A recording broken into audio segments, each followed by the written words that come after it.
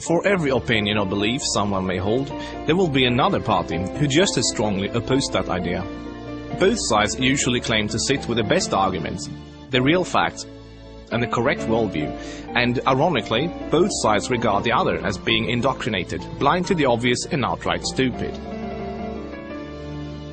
Most people only expose themselves to information that matches their own worldview. It is uncomfortable to do otherwise. Still, we would like to give you some surprising information about Islam. We also urge you to look further than only mainstream media, and if you can find the time for it, read the Quran yourself. To get you started, we'd like to present you 3 things you probably did not know about Islam. 1. Islam has not been hijacked. That Islam has been hijacked is what non-Muslims naturally assume, because they assume all religions are the same. The reason non-Muslims are so easily confused is that most of us don't realize the difference between the Quran and every other religious book we are familiar with. The Christian Bible is a collection of writings from various authors, written sometimes hundreds of years apart, with parables, advice and dreams, all collected together into one book. Same with the Jewish Torah. Even those of us in the West, who are neither Christians nor Jews, are still familiar enough with these religions to know this much, and therefore we assume the same is true for the Quran. But the Quran is only one book written by one man in his own lifetime. It is meant to be taken literally, and it's not full of symbolism or vague analogies. It is mostly direct commands. Of course, the Quran contains contradictory statements, just like other religious books. But the Quran itself provides the reader with a way to know what to do with the contradictions. It's explained in the Quran that if you have 2 passages that contradict each other, the one written later supersedes the one written earlier. Most Westerners are unaware that the peaceful, tolerant passages were written early in Muhammad's prophetic career. According to the Quran, those passages have been abrogated by later, more violent and less tolerant passages.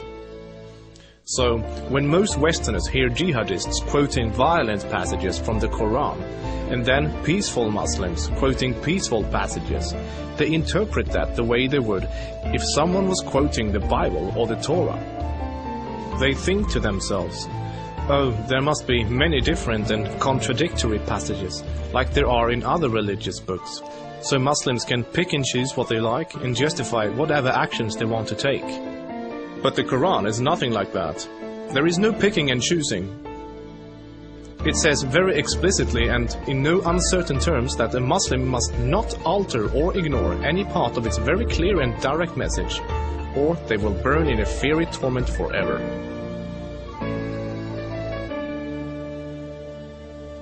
2.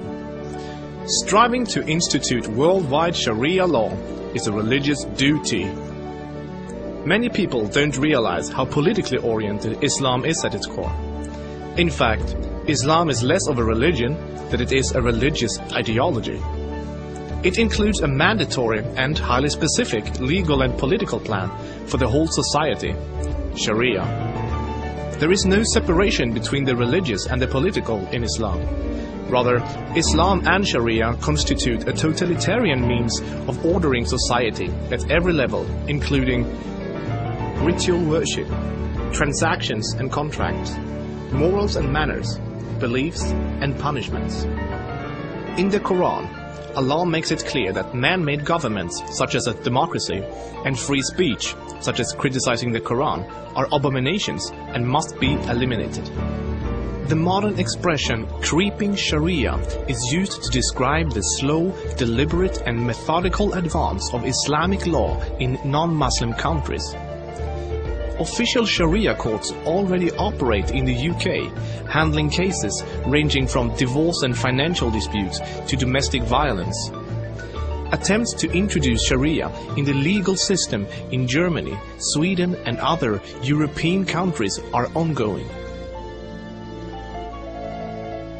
While Sharia already has a foot in our door in the matter of minor disputes like inheritance and domestic violence, it should concern you that Sharia commands that drinkers and gamblers should be whipped, allows husbands to hit their wives, allows an injured plaintiff to exact legal revenge, literally an eye for an eye, commands that a thief must have a hand cut off, commands that homosexuals must be executed, orders unmarried fornicators to be whipped, and adulterers to be stoned to death, orders death for both Muslim and non-Muslim critics of Muhammad, the Quran, and even Sharia itself, orders apostates to be killed, commands offensive, aggressive, and unjust jihad. As written in the Quran, Sharia is the law of Allah. Any other form of government is a sin. It is the duty of every Muslim to keep striving until all governments have been converted to Sharia law.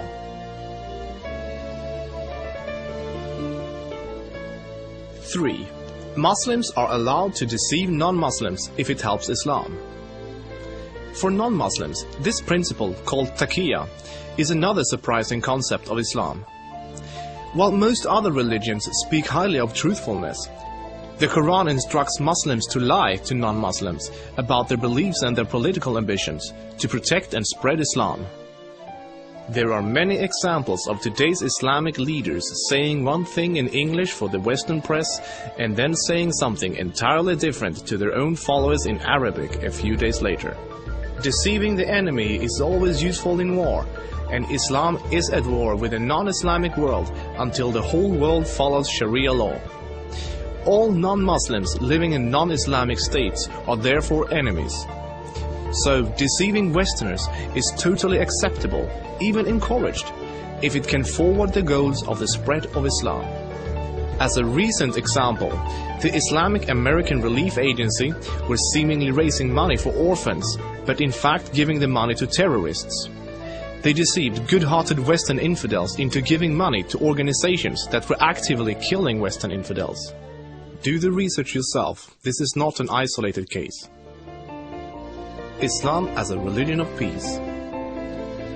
Muslim organizations worldwide often declare that Islam is a religion of peace. But what does that really mean? It seems easy for a Muslim to quote a peaceful verse from the early parts of the Quran, while, by following the principle of taqiyya, neglecting to mention the fact that it has been officially abrogated by later, more violent verses. According to the Quran, the world will be at peace only when Islam and Sharia reign in every country, and never until then.